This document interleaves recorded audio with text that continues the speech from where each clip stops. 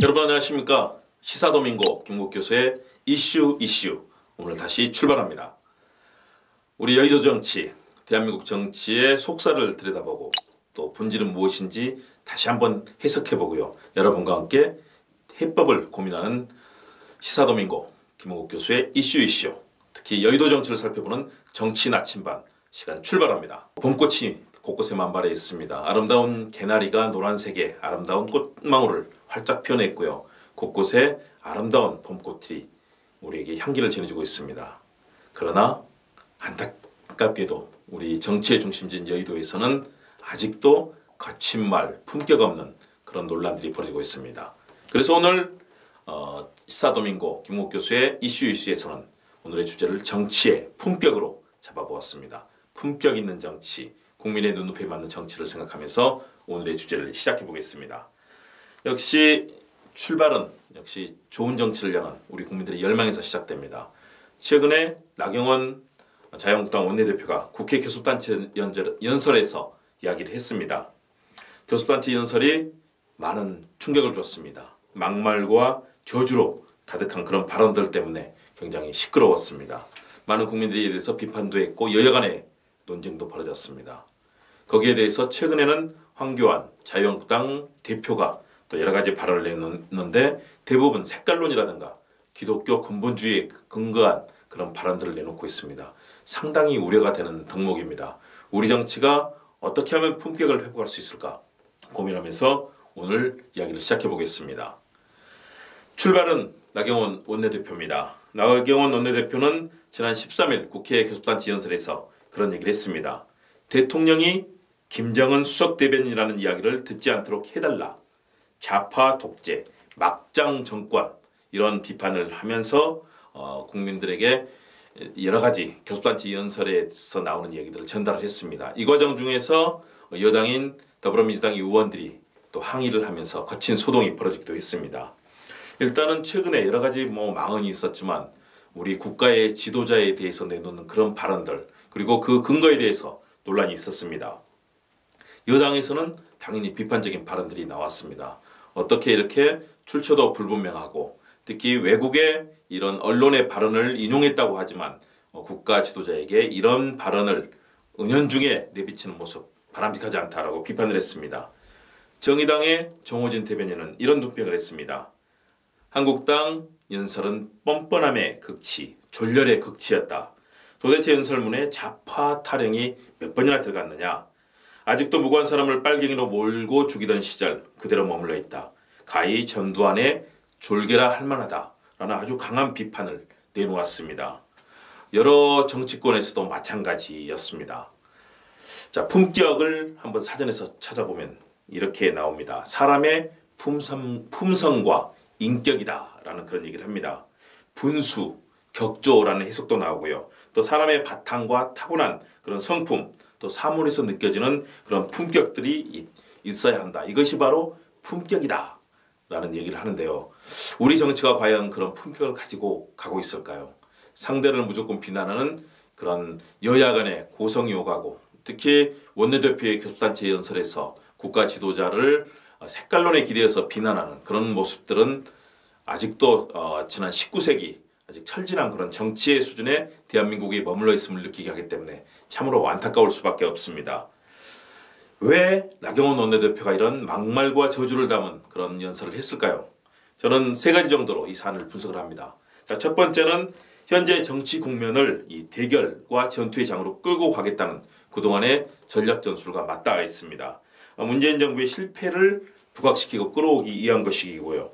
또 그동안 국회 보이콧의 일상화를 통해서 여러 가지 입법 활동을 저지해왔던 그런 활동에서도 잘 드러납니다. 문재인 정부의 성공을 가로막음으로써 향후에 국회 대전략에서 성공을 거두고 특히 4.3 재보선의 성공을 통해서 자유한국당이 향후에 국정의 주도권을 쥐겠다. 투쟁적인 국정 주도권 쟁취의 그런 전략을 갖고 있다고 봅니다. 두 번째는 아무래도 내부의 문제입니다. 최근에 극우 진영 그리고 태극기 부대의 지지를 받으면서 자유한국당이 강경 노선을 걷고 있습니다. 분열됐던 보수의 단결이 나타나고 있습니다. 한때 10%대로 추락했던 자유한국당의 지지율은 30%대 초반을 약간 넘어서는 그런 모습입니다. 다시 말해서 지지층을 결집시키기 위해서 그동안에 실망했던 보수 진영의 여러 세력들, 거기에 대해서 길거리로 나갔던 아주 극우 진영들, 그리고 박근혜 정부의 국정농단을 지지하는 그런 태극기 부대를 같이 결합시킴으로써 자유한국당이 향후에 국정에서, 그리고 여러 가지 정치 투쟁의 장에서 주도권을 잡겠다는 그런 전략이죠. 세 번째는 나경원 원내대표 자신의 존재감 부각을 위한 것이라고 봅니다. 그동안의 웰빙 단식 파문이라든가 국회 운영이 실패 등 비판받았던 여러 가지 사안들이 있습니다. 그렇기 때문에 여기서 자신의 정치인으로서의 존재감을 키우고자 하는 그런 개인적인 판단도 들어갔다고 봅니다. 당장의 연설 후에 극우 진영에서 환호하고 또 당내에서도 잘했다는 그런 평가를 받고 있습니다. 물론 국민 다수의 평가와는 상당히 거리가 있죠. 이를 통해서 우리 정치의 대결 양상은 더욱 짙어졌습니다. 그리고 정치개혁과 선거제 개편을 의도했던 패스트트랙은 대립 구도로 들어가 있고요. 또 각 정당들이 여러 법안을 넣고 이제 갈등을 벌이면서 법안을 하나도 통과시키지 못하는 그런 입법 불능의 상태까지 와 있습니다. 이런 것들을 통해서 새로운 그 보수 중심의 정치를 만들어 보겠다는 그런 의도를 깔고 있는 것으로 보입니다. 이런 나경원 원내대표 행보에 대해서 황교안 대표의 행보도 상당히 주목이 됩니다. 그동안에 여러 가지 보수적인 성향을 보여왔지만 지난 전당대회 때는 강력한 보수의 투사가 되겠다는 그런 입장을 보여왔었는데요. 최근에 매 사안을 색깔론 또 대결론으로 바라보면서 발언을 내놓고 있습니다. 지난 18일 국회 헌정기념관 대강당에서 열린 좌파 독재 저지 국회의원 및 당협위원장 비상연석회의에서 황교안 대표가 발언을 했습니다. 이 정권이 패스트트랙에 태우려는 새 법안은 대한민국을 모조리 무너뜨릴 독재 3법이나 다름없다. 선거법, 공수처법, 검경수사권 조정법안의 패스트트랙은 좌파 독재 정권 수명 연장을 위한 입법 쿠데타라고 비난을 했습니다. 또 여당을 겨냥해서 그런 얘기를 했습니다.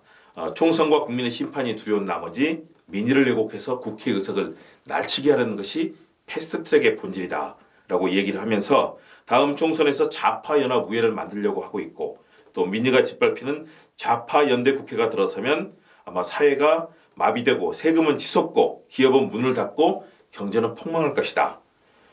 그럼으로써 대한민국이 베네수엘라행 지옥열차에 타게 될 것이다. 다시 말해서 굉장히 강한 좌파 색깔론을 내세우면서 국정을 비판을 했습니다. 상당히 우려되는 시각입니다. 왜냐하면 국회는 여야가 보수와 진보가 서로 견제와 협력을 거듭하면서 새로운 법안을 만들고 그것이 국민들의 행복을 위해서 일하는 길인데 모든 사안을 좌파 독재주의라는 사실은 언어에서도 이치에 맞지 않는 말로 현재 상황을 재단을 하고 있습니다. 또 하나 걱정되는 것은 기독교 근본주의적인 시각입니다. 정쟁을 선악구도로 재단하고 또 낙태 불허라든가 일방의 종교적인 입장만을 지금 국가 정치에 내세우고 있습니다. 이번 선거에서 4.3 재보궐선거 그리고 이후에 이 보수 개신교계 결집을 또 의도하면서 보수 진영을 단합하겠다는 의도를 갖고 있는 것으로 판단이 됩니다. 그럼에도 불구하고 굉장히 이 색깔론에 종교적 색채까지 입혀지면서 위험한 지경을 넘나들고 있습니다. 왜입니까? 대한민국은 종교 분리 원칙을 헌법에서 내놓고 있습니다.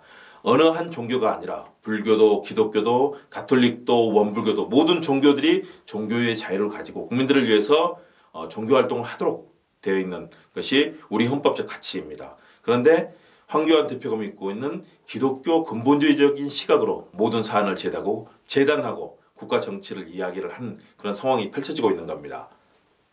이런 상황이 계속된다면 대한민국의 국교가 한 종교의 방향으로 쏠릴 수밖에 없는 그런 위험성을 내포하고 있습니다.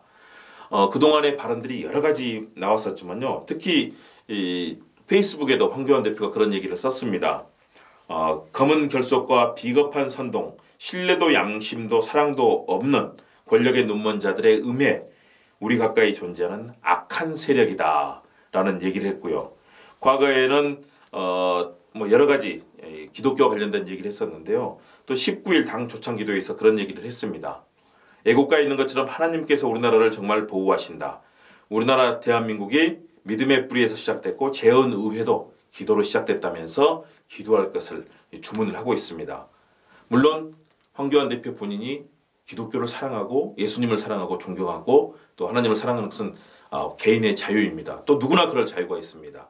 그러나 우리 정치 헌법에 규정하고 있는 정교 분리 원칙을 가진 국회와 정치권에서 이런 한쪽의 종교만을 편드는 일이 벌어진다면 우리 사회는 다시 종교 간의 갈등으로 산산이 찢겨질 겁니다. 그런 상황은 막아야 된다는 것이 양식 있는 정치권의 생각일 거고요. 또 그런 얘기를 내놓고 있습니다. 우리 대한민국이 가지고 있는 헌법적 가치, 과거의 색깔론, 지역 갈등, 또 종교 간의 갈등 이런 것들을 벗어나서 함께 통합하고 함께 이야기를 나누면서 바른 정치를 실현하는 것, 이것이 우리 정치권의 할 일인데 현재 이런 품격 없는 언어들에 의해서 우리 정치가 재단이 되고 있습니다. 상당히 우려되는 그런 대목입니다. 그렇다면 우리 정치권 무엇을 해야 될까요? 서로 비판하고 견제를 해야 합니다. 이렇게 정교 분리 원칙을 어기거나 또는 색깔론에 의해서 국정을 매도하는 일이 없도록 국회의원들끼리 서로, 그것은 보수나 진보의 문제가 아니라 대한민국의 앞으로 국가적 신뢰와 또 앞으로 미래를 위해서 나가는 길이기 때문에 어느 진영의 의원들이든 함께 힘을 합쳐서 만들어 나가야 될 그런 과제라고 생각합니다. 그렇기 때문에 이런 시대적 상황을 맞고서 저는 우리 정치권이 다시 한번 가슴에 손을 얹고 우리 국민을 위해서 존재한다는 정치의 이유를 다시 한번 돌아봐야 될 때라고 봅니다. 국민을 위해서 색깔론 또는 과거의 역사 왜곡, 더불어서 이런 종교적인 일방적 종교에 의해서 재단되는 이런 잘못된 행태들은 이제는 바뀌어야 될 겁니다. 윤동주 시인의 시 기억하실 겁니다. 윤동주 시인의 시 십자가는 이렇게 시작이 됩니다. 쫓아오던 햇빛인데 지금 교회당 꼭대기 십자가에 걸리었습니다.